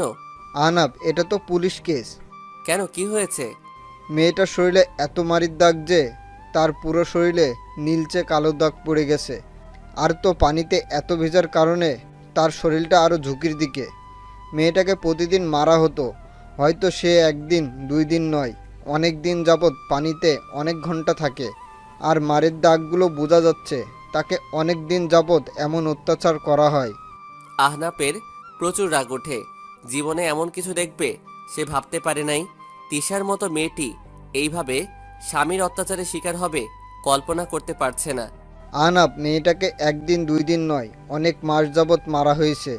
তার শরীরের দাগগুলো এত যে আমার চোখের পানি এই প্রথম ধরে রাখতে পারি নাই। কিভাবে একটা মানুষকে অমানুষ এরভাবে অত্যাচার করেছে। ডাক্তার, আপনি যেভাবে হোক ওকে বাঁচান। যত টাকা লাগে, যত নামি দামি ডাক্তার লাগে, সব করুন। সব মানে সব। আমার তিশাকে সুস্থ চাই, ব্যাস। আহনাফ, ডাক্তারের ধর্ম রুগীকে সুস্থ করা, তা আমি ঠিক করব। আমি আমার পুরো চেষ্টা দিয়ে সুস্থ করব, কিন্তু বাকিটা এখন আল্লাহর হাতে। আল্লাহর কাছে দোয়া চাও আহনাফ। ডাক্তার চলে যায়। আহনাফ আকাশের মায়ের কাছে যায়। শাড়ির আঁচল মুখে দিয়ে কান্না করতে থাকে। আহনাফ হাঁটু গেড়ে বসে। আন্টি কবে থেকে এইসব? যখন থেকে বিয়ে করে তিশাকে নিয়ে এসেছে, সব সময় মেয়েটাকে ছোট করে অপমান করে মারে, আর সে চুপচাপ সব সহ্য করে। তিশাকে সাপোর্ট করবে, কি সাপোর্ট? তা পরে দেখবেন। কিছুক্ষণ কেটে যায়। আকাশ মেডিকেলে আসে। আকাশকে দেখে আহনাফের এত রাগ উঠেছে, উঠে গিয়ে ঠাস ঠাস করে কয়েকটা চর বসিয়ে দেয়। আকাশ অবাক। স্যার আমাকে মারছেন কেন? অমানুষের বাচ্চা তুই, এতটা জানোয়ার যে একটা ফুলের মতো মেয়েকে এইভাবে মেরেছিস? আকাশকে পুরো মেডিকেলের মানুষের সামনে প্রচুর মারে। মানুষের ভিড় জমে যায়। আহনাফের ফ্রেন্ড একজন ডাক্তার, সে আহনাফকে দেখে দৌড়ে এসে থামায়। আকাশের অবস্থা খুবই খারাপ, নাক থেকে রক্ত পড়ছে। আহনাফ কি করছিস স্যার? ও তো মরে যাবে এভাবে মারলে। ওকে আমি খুন করে ফেলবো। তুই জানিস না রাহুল সে কি করেছে তিশার সাথে। তিশা, তুই তিশাকে কই পাইলি? আহনাফ রাহুলকে কিছু বলতে যাবে, ওই সময় পুলিশ আসে। আগে থেকেই আহনাফ পুলিশকে ডাকে। পুলিশ এসে আকাশকে নিতে লাগে। আকাশ প্রচুর রেগে গিয়ে বলে, কি প্রমাণ আছে যে আমি আমার স্ত্রীকে অত্যাচার করি, মারি? তুই আবার কথা বলিস রাহুল? প্রমাণ আমি? আমার ছেলে দিনের পর দিন আমার বৌমার উপর অত্যাচার করেছে। কিছু হতে পারে না, তাকে খুব মারতো স্যার। মা তুমি কি বলছো? আমি তোমার ছেলে? তোর মতো অমানুষ, তোর মতো জানোয়ারকে জন্ম দিয়ে জীবনে সবচেয়ে বড় ভুল করেছে। নিয়ে যান, কঠিনের চেয়ে কঠিন শাস্তি দেন। আকাশকে পুলিশ নিয়ে যায়। এইদিকে আজ 3 দিন হয়ে যায়। তিশার অবস্থা আগের মতো। তার পরিবার আসে। আহনাফ অনেক শোনায় তাদের। তিশার মা তো অনেক কান্না করে। তিশার মা অনেক রিকোয়েস্ট করে যে সে তিশার কাছে থাকবে। আহনাফও কিছু বলে নাই। কি বলবে, কারণ তিনি যে তিশার মা। আহনাফ তার বারান্দায় দাঁড়িয়ে আছে তিশার একটা ছবি নিয়ে। তিশার ছবিটা আলতো করে বুকে জড়িয়ে দীর্ঘশ্বাস ফেলে। আহনাফের মা ও বোন আসে। এখন কি করবি আহনাফ? জানি না মা, কি করব। জানো মা তাকে কিভাবে মেরেছে ওই জানোয়ার? তার মুখের হাসি কেড়ে নিয়েছে। মা, যে হাসি দেখার জন্য আমি পাগল ছিলাম, ওই হাসি আজ নাই মা। তিশার শরীরে আঘাত করে নাই মা, আমার বুকে করেছে। আহনাফ, তুই তা কর যা তোর মন বলে। কি বলছিস অনামিকা? মা, আমার ভাইটার খুশি তিশা। কত রাত সে না ঘুমিয়ে চোখের পানি ফেলে রাত কাটিয়েছে। তার বুকে যন্ত্রণা মা তুমি ছাড়া আর কে ভালো বুঝবে? আপু কি করব আমি? তুই সব সময় আমাকে সাহায্য করিস আপু, আজও কর। আহনাফ, তুই তিশাকে নিয়ে আয় এখানে। ওকে পুরো সুস্থ করার দায়িত্ব আমার। তোদের যা মন চায় কর। মা চলে যায়। আহনাফ অনামিকার হাত ধরে বলে, আপু তুই সত্যি পারবি তো ওকে আগের মতো আনতে? ভাই, তোর জন্য আমি সব করতে পারি। আজকে আমিও যেতে পারি তিশাকে দেখতে, প্লিজ? রেডি হয়ে নে। আনাফসাও যাবে আমাদের সাথে। আসলে ওকে দেখলে হয়তো তিশার কিছুটা ভালো লাগবে। আচ্ছা, ওকেও রেডি করে নেই। আহনাফ তার বোন অনামিকা ও তার ভাগ্নি আনাফসকে নিয়ে মেডিকেলে গিয়ে দেখে তিশাকে তার মা খাইয়ে দিতে চায়। তিশা ফেলে দেয় আর বলে, কি আপনি? কি বলিস? আমি তোর মা তিশা। আমার মা বাবা বোন কেউ নাই, ভুলে যায় না। ওই দিন আপনার বাড়ি ছাড়ার সময় আমি বলে দিয়েছি আপনার মেয়ে তিশা মরে গেছে ওই দিন। এমন বলিস না তিশা, আমি তোকে নিতে এসেছি। আপনি এখান থেকে চলে যান দয়া করে। আমি না আপনার বাড়ি যাব, আর না কখনো আপনার আমার মুখ দেখবেন। আহনাফ এসে তিশার মাকে বলে, আন্টি আপনি আমার সাথে চলুন। অনামিকা আর আনাফসা এসে তিশার পাশে বসে। আনাফসা তিশার গালে হাত রেখে বলে, তুমি এখানে কেন? তোমার কি হয়েছে?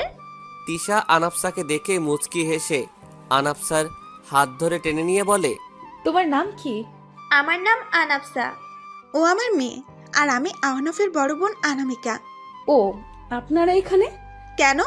তোমাকে বুঝি দেখতে আসতে পারি না? না না, এমন না। তিশার সাথে আনামিকা আর আনাফসা অনেক কথা বলে। তিশার মুখে আজ অনেক দিন পর হাসি। আহনাপের বুকে এসে আজ এই হাসিটুকু গেঁথে যায়। বুকের বাম পাশে হাত রেখে বলে, তোমার মুখের সামান্য হাসিটুকু দেখার জন্য আমি সব করতে রাজি। আহনাপকে দেখে তিশা চুপ হয়ে যায়। আনামিকা বলে ওঠে, তিশা, তোমার যদি আপত্তি না থাকে তাহলে প্লিজ আমাদের সাথে যাবে আমাদের বাড়িতে। না, আমি কারোর উপর নির্ভর হতে চাই না। যদি বলি আমার মেয়ের জন্য, তুমি সুস্থ হলে আমার মেয়ের দেখাশোনা করবে, আর এতে কারো উপর নির্ভর তুমিও হবে না। প্লিজ আন্টি, আমাদের সাথে চলো প্লিজ। তিশা আর না করতে পারে নাই। ডাক্তারের সাথে কথা বলে তিশাকে নিয়ে যায় আহনাপের বাড়ি। আকাশ এখনো জেলে, তিশার দাগগুলো এখনো আছে। তিশাকে দেখে আহনাপের মা অবাক। দেখতে সুন্দর হলেও মুখের দাগ, চোখের নিচে কালো দাগ, অনেক রোগাও। আনামিকা তার রুমের পাশের রুমটাই তিশার জন্য রেডি রাখে। তিশার কাছে কেমন যেন লাগছে। অজানা মানুষগুলোর ভিড়ে সে অদ্ভুত লাগছে খুব। কিন্তু ছোট আনাফসা তিশার হাত ধরে রুমে টেনে নিয়ে গল্প করা শুরু। তিশার মুখের হাসি পুরোটা না থাকলেও ও কিছুটা আছে ছোট আনাফসার কারণে। আহনাপের মা আনামিকার কাছে সব শুনে, মেয়েটাকে দেখে সব শুনে খুব খারাপ লাগছে। তিশাকে সাপোর্ট করতে থাকে এখন তিনিও। এই আলমারিতে শাড়ি, 3 পিস সব আছে, যা ভালো লাগবে পরে নিবে। আর হ্যাঁ, এখন ফ্রেশ হয়ে নাও, আমাদের সাথে খাবে। আমি কেন, এখানে বুঝে আর কেউ আছে যে তাকে বলবো? না না, আসলে শরীরটা ভালো লাগছে না। আপনারা খান, আমি না হয় পরে। আমার মা একদম পছন্দ করে না একা একা খাওয়া, বাড়ির সবাই একসাথে খাওয়া পছন্দ করে। চুপচাপ ফ্রেশ হয়ে আসো কেমন? তিশা মাথা নাড়িয়ে হ্যাঁ বলে। আনামিকা চলে যায়। তিশা পুরো রুমটা একবার তাকিয়ে দেখে। আলমারি থেকে একটা 3 পিস নিয়ে ফ্রেশ হয়ে নিচে নেমে দেখে আহনাপ একটা লাল টি শার্ট পরে আনাফসার সাথে ফাজলামি করছে। মামা ভাগ্নি পুরো ঘর উড়াচ্ছে। তিশা আহনাপের সাথে আনাফসার ফাজলামিগুলো দেখে তার অনেক ভালো লাগে। মামা, আমি কিন্তু পার্টি চাই, চাই চাই। কিসের পার্টি রে? আপু, আসলে আজ আনাফসা বলছে যে আমি আর ও মিলে কেক বানাবো, আর ওইটা দিয়ে পার্টি নাকি। না না বাপু, তুই আর আনাফসা ভুলেও আমার কিচেনে যাবি না। দুইজন গেলে আমার কিচেন শেষ হবে, শিওর। আহনাফ, তুই যা, তোদের তিশা হেল্প করবে। কি বলো তিশা? আমি হ্যাঁ তুমি। কেন করবে না হেল্প? আন্টি প্লিজ হেল্প করো। আচ্ছা করব। আগে খেয়ে নে সবাই। সবাই একসাথে খেতে থাকে, অনেক কথা বলে। তিশা চুপচাপ, তবু সে একটা দুইটা বলছে আনাফসার সাথে। খাওয়া শেষ, সবাই হালকা গল্প করে। তিশাকে পাগল করে ফেলছে কেক বানাতে। আহনাফ কিচেনে গিয়ে বুঝতেছে না কি করবে। ইউটিউব দেখে দেখে সব খুঁজে। তারপর একজন কাজের লোক এসে দেখিয়ে দেয়। তিশার খুব অতিষ্ঠ লাগছে, নতুন জায়গা, আবার নতুন লোক। তবুও সে আনাফসার সাথে অনেক ফ্রি হয়ে গেছে। আহনাফ তিশার দিকে এগিয়ে এসে বলে, কি কি লাগবে? আপনি সাইড হন একটু। Chocolate cake, wow. আনাফসা আজ অনেক খুশি। আহনাফ তিশাকে কিছুটা সাহায্য করছে। আনাফসা তো বকবক করছেই, তিশাও আজ মন খুলে কথা বলতে থাকে। আচ্ছা ময়দা কোথায়? আচ্ছা দাঁড়াও, আমি দিচ্ছি। আহনাফ ময়দা ড্রাম নিতে নিয়ে তিশার দিকে তাকায়। তিশা আনাফসার সাথে কথা বলছে। তিশার মধ্যে আজও সে মাসুম ভাব আছে। আহনাফ এইসব ভাবছে আর তিশার দিকে তাকাচ্ছে। হুট করে তার মাথার উপর সব ময়দা। তিশা আর আনাফসা পিছনে তাকিয়ে দেখে আহনাফের মাথার উপর সব ময়দা, পুরো সাদা ভূত। তিশা মুখ চেপে হাসছে, আর আনাফসা তো হাসতে হাসতে শেষ। মামা, তোমাকে তো পুরোই ভূত লাগছে। তিশা আর আনাফসা হেসে ওঠে। তিশা তো কপালে হালকা বাড়ি দিয়ে হাসতে থাকে। আহনাফ তিশার এই হাসি দেখে মুগ্ধ নয়নে শুধু তাকিয়ে আছে। তিশার মুখের এই হাসি দেখার জন্য আহনাফ কত অপেক্ষা। শেষমেশ সে সুযোগ সে পেল। হাসির আওয়াজ পেয়ে আনামিকা আর মা এসে দেখে আহনাফ পুরো ময়দা দিয়ে ঢেকে আছে। মাও কিছুটা হেসে ওঠে। আনামিকা তিশার হাসি দেখে তার মাকে ইশারা করে দেখায়। মাও আজ এই প্রথম তিশার হাসি দেখে মুগ্ধ। মেয়েটার হাসি যে অনেক সুন্দর, আস্থা প্রকাশ করে উঠে কেন তার ছেলে এই মেয়ের জন্য এতটা পাগল। কিরে আহনাফ, তুই কি ময়দা দিয়ে গোসল করলি নাকি ময়দা তোকে দিয়ে গোসল করলো, কোনটা? আহনাফের হুঁশ ফিরে অনামিকার কথা শুনে। তিশা সবাইকে দেখে চুপ হয়ে যায়। আহনাফ বুঝতে পারে যে তার গায়ে ময়দা দিয়ে ঢাকা। আমি জানতাম এই ছেলে আমার কিচেন এইভাবে শেষ করবে। উফ। মা যাই বলো, কারো মুখে আজ হাসি এসেছে। সব সময় এইভাবে হাসবে, তোমার মুখে যে হাসিটা বেশি মানায়। আহনাফ যা ফ্রেশ হয়ে আয়। আহনাফ তার রুমে চলে যায়, ফ্রেশ হয়ে নেয়। এইদিকে তিশা কেক বানিয়ে নিয়ে আসে। সবাই মিলে কেক টেস্ট করে সবার মুখে তারিফ। তিশা জি বলুন। তুমি যাও, রেস্ট নাও। আর হ্যাঁ, চিন্তা করিও না, তোমার রুমে কেউ যাবে না। তিশা রুমে গিয়ে ঘুমানোর অনেক চেষ্টা করে, কিন্তু পারছে না। বারবার আকাশের সে ভয়ঙ্কর চেহারা তার সামনে আসছে। সে রাতগুলোর কথা সে কিভাবে ভুলবে। তিশা পারছে না ঘুমাতে। সে বারান্দায় গিয়ে বসে পড়ে। বাহিরের প্রাকৃতিকগুলো ও আজ কেন জানি অনেকটা সুন্দর।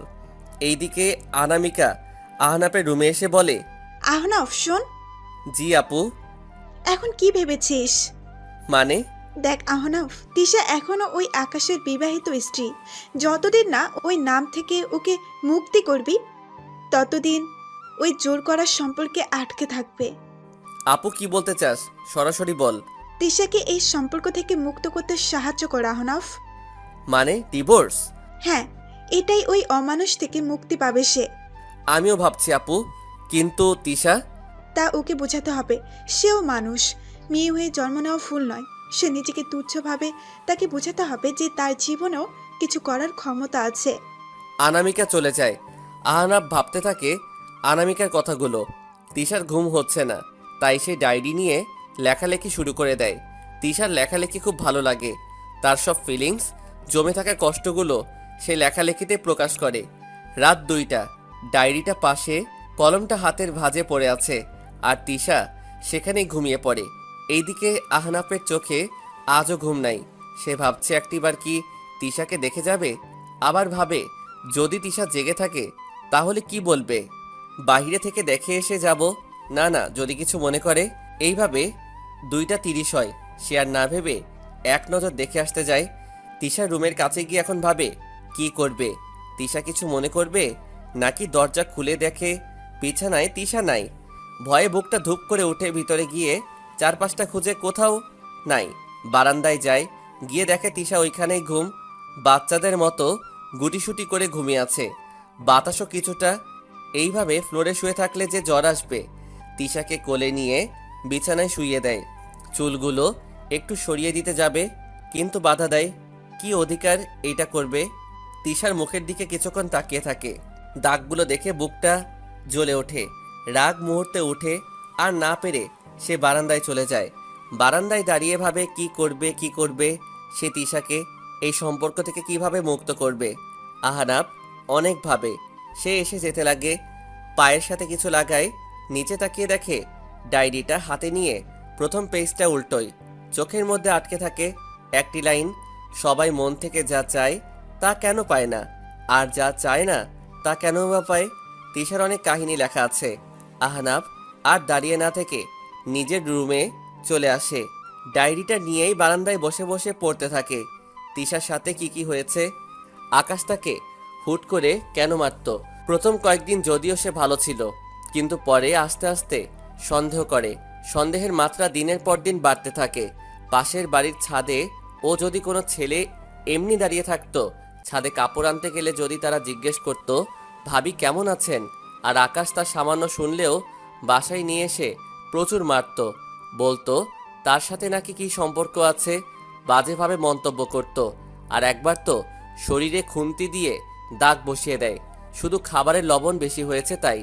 চোখের পানি আর আটকে রাখতে পারছে না, আর সাহস হচ্ছে না আগে পড়ার।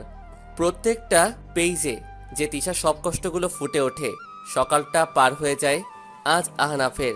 অনামিকা আহনাফের রুমে এসে দেখে চেয়ারে বসে আছে কপালে হাত দিয়ে। আজও কি না ঘুমিয়ে রাত পার করলি? ঘুম আসে নাই আপু।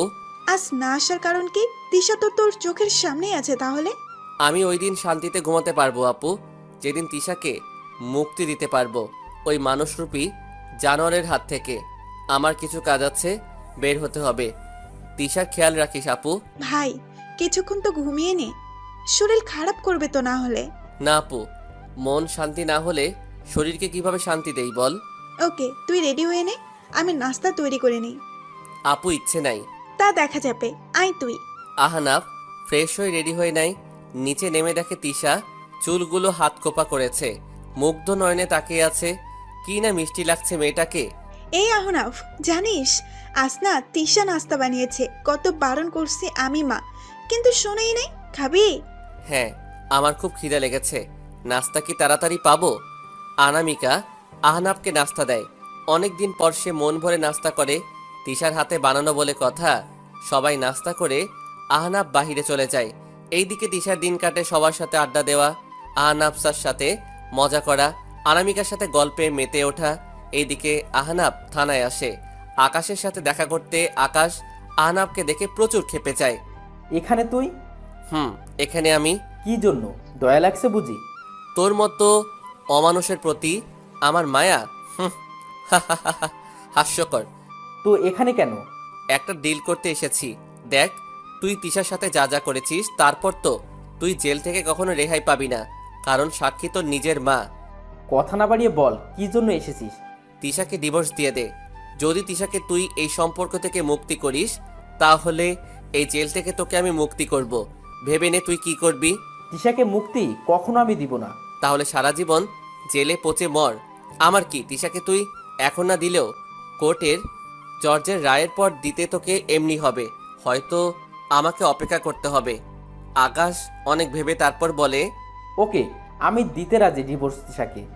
তুমি যে অন্যায় করেছো তার জন্য 6 মাস অপেক্ষা করতে হবে, কারণ সবকিছু ঠিক করতে হলে সময় লাগবে। সত্যি আমার জামিন দিবেন নাকি? আমার সাথে বাটপারি করবেন না তো? হা হা হা, আমি কে হয়তো ভুলে যাচ্ছ। আমি আহনাফ চৌধুরী, যে একবার কথা দেয় তা রাখে। আকাশ রাজি হয়ে নেয় আহনাফের প্রস্তাবে। আহনাফের কথা মতো সব কিছু হয়। আকাশও রাজি হয় নিজের মুক্তির জন্য সে তিশাকে মুক্তি দিতে। এইদিকে কেটে যায় অনেক দিন, আর তিশা অনেকটা স্বাভাবিক আগের থেকে। চেহারাটাও এখন আগের থেকে অনেকটা ভালো। চোখের নিচে কালো দাগগুলো অনেকটা কমেছে, আর তিশার মুখের হাসিও ফিরেছে অনেক। আহনাফের কাছে তিশার একটু হাসি অনেক। সারাদিন ভালো থাকার জন্য বিকেলবেলা তিশা ছাদে বসে আছে, ফুলের গাছগুলোতে পানি দিয়ে ফুলগুলো দেখছে। পাশেই ছিল একটা পাখির খাঁচা। পাখিটা দেখে তিশা খাঁচার কাছে যায়। পাখির দিকে অপলক দৃষ্টিতে শুধু তাকিয়ে থাকে আনমনে। কি যে সে ভাবছে। 2 কাপ কফি নিয়ে আহনাফ আসে ছাদে। তিশার দিকে 1 কাপ কফি এগিয়ে দিয়ে বলে, পাখিটি বন্দি খাঁচায় আছে তা ভাবছো? তিশা ফিরে বলে ওঠে, ও আপনি এখানে? আগে কাপটা নাও। তিশা কাপটা নিয়ে নেয়। আহনাফ তিশাকে বলে, খাঁচাটা খুলে দাও। শিওর? আমাকে কাপটা দাও, আর মুক্ত করে দাও এই পাখিকে। উড়তে দাও তাকে। তিশা মনের খুশিতে খাঁচা থেকে পাখিটাকে মুক্তি করে দেয়। এক অজানা আনন্দ তার মধ্যে। পাখিটিকে মুক্তি করে মুখের উজ্জ্বলতা যেন ফুটে ওঠে। আহনাফ কাপটা আবার এগিয়ে দিয়ে বলে, পাখিটিকে মুক্তি করে অনেক ভালো লাগছে তাই না? অনেক ভালো লাগছে। বন্দিতে তার দম বন্ধ হয়ে আসছে, তার অধিকার আছে ওড়ার। তুমি কি এই জোর করে সম্পর্ক থেকে মুক্তি চাও না? তুমি কি মাথা উঁচু করে বাঁচতে চাও না? প্লিজ বাদ দেন এসব। সমস্যা কি তোমার? হ্যাঁ, কেন নিজেকে নিয়ে লড়াই করতে পারো না? কেন নিজেকে মেয়ে ভেবে দুর্বল ভাবো? একবার আওয়াজ দাও, দেখবে সব মেয়েরা সাহস পাবে। কেন অবলা নারীর মতো থাকো? কেন তিশা, কেন? তিশা চুপ করে আছে। সুযোগ বারবার আসে না তিশা সবার জীবনে। তোমার জীবনে এসেছে, ওইটা কাজে লাগাও। নিজেকে মুক্ত করে নিজের পায়ে দাঁড়াও। আমি কিভাবে? প্রথমে তুমি তোমাকে ভালোবাসতে শিখো। নিজের উপর আগে বিশ্বাস রাখো যে সব বিপদের মোকাবেলা করতে পারবে। নিজের প্রতি আস্থা রাখো যে পারবে তুমি, তাহলে দেখবে সত্যি পারবে। মানুষকে আগে নিজের উপর আস্থা বিশ্বাস রাখতে হয়, বুঝলে? ভেঙে পড়া, হতাশ হওয়া, ধৈর্য হারানো এইসব শয়তানের কাজ। আল্লাহ বলেছে, বিপদে পড়লে আল্লাহকে ডাকো, তবুও হতাশ হবে না। আল্লাহ ঠিক সাহায্য করবে, বুঝলে? তিশা আহনাফের সব কথা মন দিয়ে শোনে। তিশা আহনাফের দিকে তাকিয়ে বলে, আমার কি করা উচিত আপনি বলেন। আমি যা বলবো করবে? হ্যাঁ। আকাশকে ডিভোর্স দাও, নিজের পায়ে দাঁড়াও। আমি পাশে আছি তোমার সব সময়। তুমি এক পা আগাও, আমি বাকিগুলো আগাতে সাহায্য করবো তিশা। কিন্তু আকাশ কি আমাকে ডিভোর্স দিতে রাজি হবে? তা আমার উপর ছেড়ে দাও। তুমি ওর সামনে যেতে ভয় পাবে না তো? আমি পারবো। আমার জন্য সবাই অনেক কষ্ট করছে, আমাকে পারতেই হবে। গুড। কাল আমার সাথে বের হবে। ডিভোর্স পেপার রেডি হয়ে গেছে। আর আহানাব কাল সাইন করবে, সাথে তুমিও। কাল? কেন, ভয় পাচ্ছ নাকি? না, পাচ্ছি না। জানো তিশা, লাইফে উঠে দাঁড়াতে হয়, নিজেকে প্রতিষ্ঠা করতে হয়। শুধু ছেলেদের না, কিছু কিছু মেয়েদেরও করা উচিত। আমি হয়তো তোমার কষ্টগুলো ধারণা করতে পারবো না, কতটুকু তুমি পেয়েছো শুধু ফিল করতে পারবো, খানিকটুকু। অতীতকে মনে রেখে জীবনে চলা যায় না। বর্তমান খুব কঠিন, তা মেনে চলতে হবে। হুম। তিশা আর আহানাব কিছুক্ষণ ছাদে থাকে। অনেকক্ষণ তারা গল্প করে। আহানাব অনেক বোঝায় তিশাকে। সকালে আহানাব তিশা নাস্তা করে বের হয়ে যায় কোর্টে। আহানাবের উকিল ডিভোর্স পেপার আগে থেকে রেডি রাখছে, আর আকাশকেও আনা হয়। আকাশের পাশে দুইজন পুলিশ দাঁড়ানো। এইদিকে তিশা আহানাবের জন্য ওর অপেক্ষা করছে। তিশা আহানাব গাড়িতে থেকে নেমে ভিতরে যায়। তিশাকে দেখে আকাশ কিছুটা অবাক। তিশাকে দেখতে অন্যরকম লাগছে। ফ্রেশ ফ্রেশ মুখটা উজ্জ্বল, দেখতে অনেকটা ভালোই লাগছে। তিশা আকাশকে দেখে কিছুটা ভয় পায়। বুকের ভিতর কেমন যেন ভয় করছে। আকাশের চোখের দিকে তাকানোর সাহস হচ্ছে না, হাত কাঁপতে থাকে। নিজের হাতে নিজে খামচি দিচ্ছে ভয়ে। আহানাব তিশার দিকে খেয়াল করে দেখে তিশা ভয়ে আছে। নিজেকে মুক্তি করতে রেডি তো তিশা? তিশা আহানাবের দিকে তাকিয়ে দেখে আহানাব মুচকি হেসে তার দিকে তাকিয়ে আছে। ভয় পেও না, আমি আছি তোমার পাশে।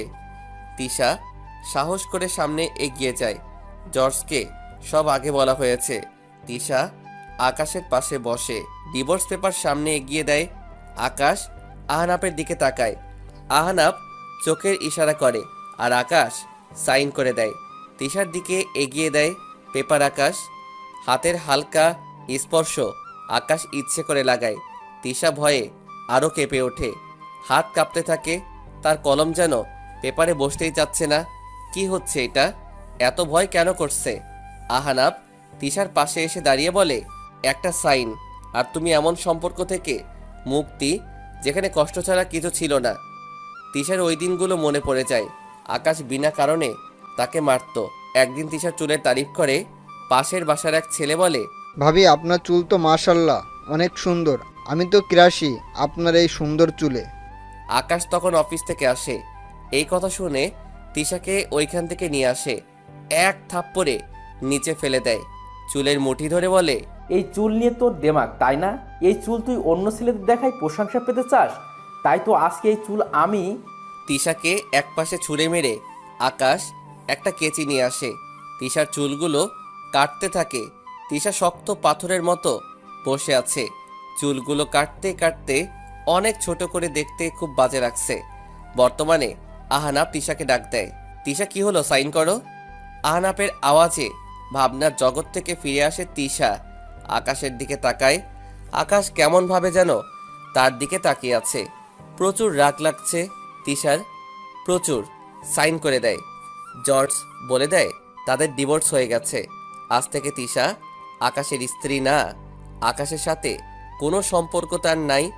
সকল আইনগতভাবে আজ তিশা মুক্তি আকাশ নামের জানোয়ার থেকে। আহানাব উকিলের সাথে কথা বলছে যে আর কিছু কি করতে হবে, তিশাকে কি আর কিছুতে সাইন বা কিছু করতে হবে। এইদিকে তিশা দাঁড়িয়ে আছে। আকাশ সুযোগ পেয়ে তিশার কাছে এসে বলে ওঠে, আমার স্যার বুঝি তোকে অনেক সুখ দিচ্ছে, অনেক ভালো লাগছে বুঝি। তিশা আকাশের কথাগুলো শুনে থমকে যায়। তো রাত বুঝি ভালো কাটাস এখন, তাই তো আজকাল এত ফ্রেশ লাগছে, মুখে উজ্জ্বলতা। তাই তো স্যার তোকে মুক্তি করতে উঠে বসছে। এখন তো আরও ফ্রি, এখন সব জায়গায় যেতে পারবি। আচ্ছা, স্যারের বেডরুমে বুঝি থাকিস? আকাশ তার মাত্রা পার করে ফেলছে, একের পর এক বলেই যাচ্ছে বাজে ভাষা। আর তিশা না পেরে আকাশের গালে কষে বসিয়ে দেয় এক চর। সবাই তাকিয়ে আছে পাবলিক জায়গায়। এইভাবে থাপ্পড়ের আওয়াজ পেয়ে অনেকে তো এগিয়েও আসে। আহারাব দেখে, এগিয়ে আসে, আবার থমকে যায় তিশার কথায়। তোর মতো নিচু মনের মানুষের কাছে এমন নিচু কথা ছাড়া যে আর কোনো কিছু আশা করা যায় না, তা আমার আগে বোঝা উচিত ছিল। আহনাবের স্যার জুতার সমান পর্যন্ত তুই হতে পারবি না। আবার তার নাম পর্যন্ত নেস।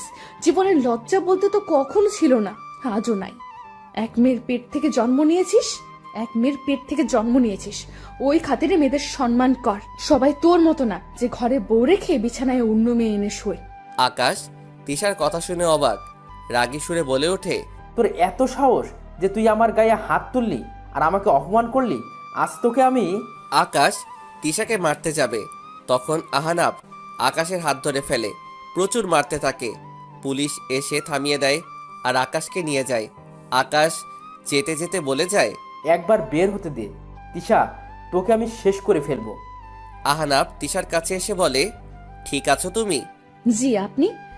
গর্ব হচ্ছে আজ তোমাকে নিজের জন্য আওয়াজ তুলতে দেখে। সাব্বাস, এইভাবেই নিজের আওয়াজ তুলবে। কিন্তু আমি তো আপনার জন্য আজ আওয়াজ তুলেছি, সাহস পেয়েছি আপনার জন্য। কি হলো চুপ যে? না, কিছু না। আহানাব আর তিশা গাড়িতে ওঠে। আহানাব একটা লেকের পাড়ে এসে গাড়ি থামায়। দুইজন কিছুক্ষণ চুপচাপ বসে থাকে। তিশা পানির দিকে তাকিয়ে আছে আর ভাবছে তার এই জয় আজ শুধু আহানাবের জন্য। আহানাব আর তিশা গাড়িতে ওঠে। আহানাব একটা লেকের পাড়ে এসে গাড়ি থামায়। দুইজন কিছুক্ষণ চুপচাপ বসে থাকে। তিশা পানির দিকে তাকিয়ে আছে আর ভাবছে তার এই জয় আজ শুধু আহানাবের জন্য। তিশা আনমনে তাকিয়ে আছে একটা ক্যাফেলের দিকে, যাদের ছোট্ট একটা বাচ্চা খেলছে আর তারাও ওই বাচ্চার সাথে হেসে হেসে খেলছে। তিশা তো চেয়েছে একটা পরিবার, সুন্দর একটা সংসার, যেখানে তার বাচ্চা, স্বামী, পুরো পরিবার নিয়ে সুখে দিন কাটাবে। কিন্তু হলো কি উল্টোটা। তিশার চোখে পানি এসে যায়, পড়তে লাগবে। তখন হাত বাড়ির চোখের পানিটি নিয়ে বলে ওঠে আহনাব, চোখের পানির অনেক মূল্য আছে, অযথা তা ব্যয় করিও না। আমার দোষ কই বলবেন? মানে? ওইদিকে দেখছেন? কি হয়েছে তো? এমন একটা পরিবার চেয়েছিলাম আমি, জানেন। স্বপ্ন ছোট ছিল, খুব সাধারণ স্বপ্ন, স্বামী সন্তান নিয়ে সুখে সংসার করব। কিন্তু দেখেন, আজ আমি ডিভোর্সি একটা দাগ গায়ে আজ লাগিয়ে আসলাম। দাগ মানে? কিসের দাগের কথা বলছো তিশা? ডিভোর্সের। হাসেন যে? তোমার বোকার মতো কথা শুনে। তিশা, তুমি নিজেকে এখনো নিজের কাছে দাঁড়াতে পারো নাই। নিজের কাছে আগে নিজেকে সম্মান করতে শিখো, তাহলে বাকিরা করবে। তিশা চুপ করে আছে। কি বলবে সে? কি উত্তর দিবে? তার কাছে উত্তর নাই। আচ্ছা তিশা, তুমি যদি ডিভোর্স না নিতে, তোমার স্বামী তোমাকে এইভাবে মারতো, অত্যাচার করত, সমাজের ভয়ে, মানুষ কি বলবে সে ভয়ে চুপচাপ সে অত্যাচার করতে থাকতো, আর তোমার বাচ্চাও হতো, আর সে বাচ্চাও এই সব কিছু সহ্য করত, তখন কি খুব ভালো থাকতে? তিশা মাথা তুলছেই না। আহানাপের কথাগুলো সে শুধু শুনছে। তিশা, জীবনটা আবার নতুন করে শুরু করো। দেখবে তোমার দেখা দেখি অনেক অসহায় মেয়ে, এমন অনেক মেয়ে যারা দিনের পর দিন এসব জানোয়ারের কাছে অত্যাচারিত হচ্ছে, তারা রুখে দাঁড়াবে, লড়াই করতে পারবে। নিজের পায়ে দাঁড়াতে শিখো তিশা। কিভাবে করব আমি? শিক্ষিত মেয়ে তুমি, মূর্খের মতো আমার সামনে কথা বলিও না। আচ্ছা, যদি আমি তোমাকে জব দেই তাহলে কি করবে? এই ভাবিও না যে আমি দয়া করছি। নিজের যোগ্যতায় প্রমাণ করে দিবে যে তোমায় জব দিয়ে আমি ঠিক করেছি। কি বলো? আমি পারবো তো? চেষ্টা করতে খারাপ কি? আর যদি সমস্যা হয়, আমি তো আছি। আর হ্যাঁ, আমার আপুও ডিভোর্সি, তুমি তা জানো না মেবি। অনামিকা আপুর ডিভোর্সি? হ্যাঁ, আপুর হাজবেন্ড ড্রিঙ্ক করত আর আপুকে প্রচুর মারধর করত। আপু আবার বাবার খুব আদরের মেয়ে ছিল। আপু একদিন ফোন করে সব বলে, তারপর আমি আব্বু গিয়ে নিয়ে আসি, আর যেতে দেই নাই। আনাফসা তখন ছোট ছিল, এখন আপু নিজের পায়ে দাঁড়িয়েছে, নিজের মেয়ের জন্য, নিজের জন্য লড়াই করতে শিখেছে। তুমি পারবে তো? কি? নিজের পায়ে দাঁড়াতে তিশা, আমি তোমার পাশেই আছি সব সময়। যখনই তোমার প্রয়োজন হবে আমাকে তোমার পাশেই পাবে। ভেবো না দয়া করছি, ভেবে নিও কিছু দায়িত্ব পালন করছি। তিশাও চুপ, আর আহনাপও। তিশা, আহনাপ অনেকক্ষণ বসে থাকে। সন্ধ্যা হয়ে আসে, তারা বাসায় ফিরে যায়। এইদিকে আনাফসা তো বাহানা করে সে আজ তিশার সাথে পড়তে বসবে। তিশা না আসলে বসবেই না। উফ মাম্মা, এত বাহানা ঠিক না, তাড়াতাড়ি করে নাও। তিশা, আহনাব তখন ঘরে ঢুকে। আনাফসার বাহানাগুলো দেখে তিশা এসে আলতো করে জড়িয়ে ধরে আনাফসাকে। উফ, ফাইনালি তুমি এসেছো তিশা। এই মেয়ে আমাকে পাগল করে ছাড়বে। কি হয়েছে আপু? আর কি, পুরো কফি তুই। এই যা, আমি কি করলাম আবার? ছোটবেলায় তুই যেমন বাহানা করতি, সেম আনাফসাও তোর ভাগ্নি, তো তাই এমন হয়েছে, ফাজিলের হাড্ডি। হুম, আর তুমি বুঝি বহুত ভালা ছিলা? সাইকেল তো চালাতে পারতে না, তবু চালানোর জন্য বাহানা করে মানুষকে মেরে দিতে, আর বাসায় আসতো বিচার। ও হ্যালো, আমি পারতাম ওকে? তুই না সারাক্ষণ এই মেয়ে সুন্দর সেই মেয়ে সুন্দর, ক্লাস টিচারের উপর ক্রাশ খেয়ে তাকে লাভ লেটার দিতি, ভুলে গেলি? আর কি না মায়ের দিছে তোকে আব্বু। তিশা তো মজা নিচ্ছে ভাই বোনের ছোটবেলা শুনে। আহনাফ হিমশিম খেয়ে যায়, পাশে তিশা বসা, আবার ভাগ্নিও আছে একটা। আর তিশা হাসতে হাসতে শেষ। বেচারা আহনাফ একটু নড়ে বসে, অভিমানের সুরে বলে ওঠে, আমার বড় বোন তুই নাকি শত্রু তাই ভাবি আমি। হয়েছে হয়েছে, আর ন্যাকামি করে অভিমান করতে হবে না। কিন্তু জানো তিশা, ভার্সিটিতে একটা মেয়েকে সে খুব ভালোবাসতো, জীবনে প্রথম ভালোবাসা ছিল তার।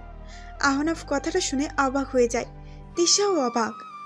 আপু কি হচ্ছে কি? কে আপু? ছিল এক ভাগ্যবতী, যে আমার ভাই তাকে ভালোবাসতো, প্রতিদিন ভার্সিটিতে পড়তে নয়, ওই মেয়েটাকে এক নজর দেখতে যাইতো। তিশা আহনাফের দিকে তাকায়। আহনাফ অনেক অতিষ্ঠভাবে আছে। আহনাফ অনামিকাকে থামতে বলছে, কিন্তু অনামিকা বলেই যাচ্ছে। কিন্তু কখনো ওই মেয়েকে সে তার মনের ফিলিংসটুকু বলতে পারে নাই, যে তাকে সে ভালোবাসতো। কেন? ওই মেয়ে বুঝি ভালোবাসতো না? মেয়েটা তো জানতোই না যে আমার এই পাগল ভাইটা তাকে ভালোবাসতো। যখন সে তার ফিলিংস মেয়েটাকে বলতে যাবে, তখন ওই মেয়ের বিয়ে হয়ে যায়। আপু প্লিজ চুপ থাক, কি সব নিয়ে আছিস যত সব। আহনাফ রেগে রুমে চলে যায়। আমার ভাইয়ের মতো কেউ ওই মেয়েকে এত ভালোবাসতে পারবে না। আজও সেই মেয়েটি আমার ভাইয়ের মনে গেঁথে গেছে, তার নাম, তার স্মৃতির সব। কে ওই মেয়ে? আহনাফের মনে সেই নাম লুকোনো, সে চায় না এই নাম আসুক। অনামিকা চলে যায় তার রুমে। এইদিকে তিশা ভাবতে থাকে, কে সেই মেয়ে যে আহনাফের মতো এমন একজন ভালোবাসার মানুষকে হারিয়েছে। তিশা তার রুমে গিয়ে ভাবতে থাকে, অনেক যে আহনাফের মতো একজন মানুষকে যে মেয়ে হারিয়েছে, সে জীবনে অনেক বড় জিনিস হারিয়েছে। তিশা আহনাফের বাড়িতে থেকেও জানে না যে সেই মেয়ে সে